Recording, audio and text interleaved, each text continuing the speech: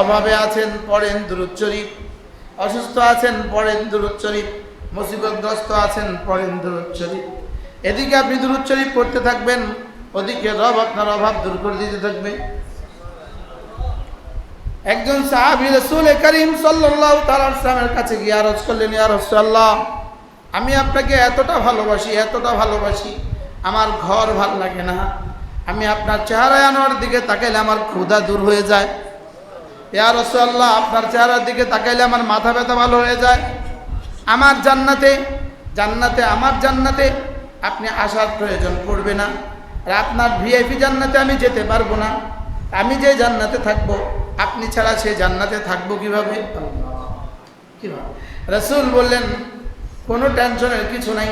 আওলাবি ইয়াউমাল কিয়ামাহ আকসারুহুম আলাইয়া সালাতান, আমার উপরে দুরূদ শরীফ যত বেশি হবে, যাও কথা দিলাম সে জান্নাতে আমার তত কাছে হবে। আওলাবি ইয়াউমাল কিয়ামাহ আকসারুহুম আলাইয়া সালাতান আল্লাহুম্মা সাল্লি আলা মুহাম্মাদ, আল্লাহুম্মা সাল্লি আলা মুহাম্মাদ وعلى آل محمد كما صليت على إبراهيم وعلى آل إبراهيم إنك حميد مجيد اللهم بارك على محمد وعلى آل محمد كما باركت على إبراهيم وعلى آل إبراهيم إنك حميد مجيد। এভাবে পড়বো তো ইনশাআল্লাহ? কবে পড়বেন? দুরূদ শরীফ পড়তে ওযু লাগবে না, ওযু লাগে না, গোসলও লাগে না, বসাও লাগে না, দাঁড়ানোও লাগে না, হার হালতে পড়া যায়। হার হালতে কি?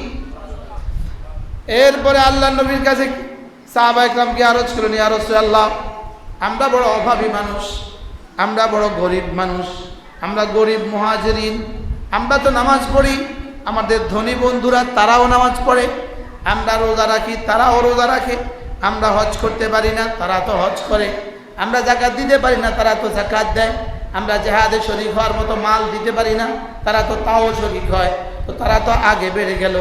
সাবাকা আহলুদ দুসুর ফিল উজুরে, মালওয়ালারা তো আগে বেড়ে গেল। আল্লাহ নবী বললেন, কোনো অসুবিধা নাই, তোমরা যদি 5 ওয়াক্ত নামাজের পরে 33 বার সুবহানাল্লাহ পড়ো, 33 বার আলহামদুলিল্লাহ পড়ো, 34 বার আল্লাহু আকবার পড়ো, তোমরা ধনীদের আগে জান্নাতে চলে যাবা। এবার সাহাবায়ে কেরাম পড়তে থাকলেন, মুহাজিরিন, গরিব মুহাজিরিন সাহাবায়ে কেরাম পড়তে থাকলেন। সালাম এবার ধনীরা জিজ্ঞেস করলো, তোমরা কি করছো? বলেন আমরা এটা করছি। বলে তাহলে আমরাও করব। তাহলে এই বেচারাদের কি হয়ে গেল? ধনীদের তো আরো বেড়ে গেল। এবার সাহাবীরা এসে বললেন, ইয়া রাসূলুল্লাহ, ধনীদের তো আরো বেড়ে গেল, তারা তো আমরা যা করছি তারাও তা করে, এখন তো তাদের আরো বেশি হয়ে গেল। রাসূল বললেন, আর বেশি তোমরা কিছু বলো না, যালিকা ফাদলুল্লাহ ইউতিহি মান ইয়াশা, এটা আল্লাহ তাআলার ইহসান, যাকে চান তাকে বেশি দান করেন। তবে হ্যাঁ, একটা থ্রোক কথা শোনো, আমার উম্মতের গরিবরা ধনীদের 500 বছর আগে জান্নাতে চলে যাবে। কোন গরিবরা ধনীদের 500 বছর আগে যাবে? যেই গরিবরা নামাজ পড়ে জিকির করে। বলেন, যেই গরিবরা দিন মতো চলে, আর যেই গরিবরা চায়ের দোকানে বসে বসে জীবন দেয়, এই বেচারাদের আখিরাতও নাই, দুনিয়াও নাই। এরকম গরিব এদেশে আছে না নাই? বলেন, হ্যাঁ আছে না নাই? চায়ের দোকানের সামনে কারা বসে থাকে? ধনীরা বসে থাকে না গরিবরা বসে থাকে? এদের চায়ের দোকানের সামনে কাজ কি? কি হয়? শুধু বেহুদা।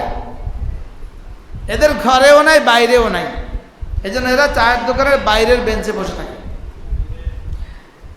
তাহলে সবকটা সহজ না কঠিন? বলেন, 5 ওয়াক্ত নামাজের পরে 33 বার সুবহানাল্লাহ, 33 বার আলহামদুলিল্লাহ, 34 বার আল্লাহু আকবার। 5:53 বাজে, সকলেই চোখ বন্ধ করেন, একদম চোখ বন্ধ, দিলের দুয়ার খুলে দেন, ধ্যানের সাথে দিল থেকে দিলে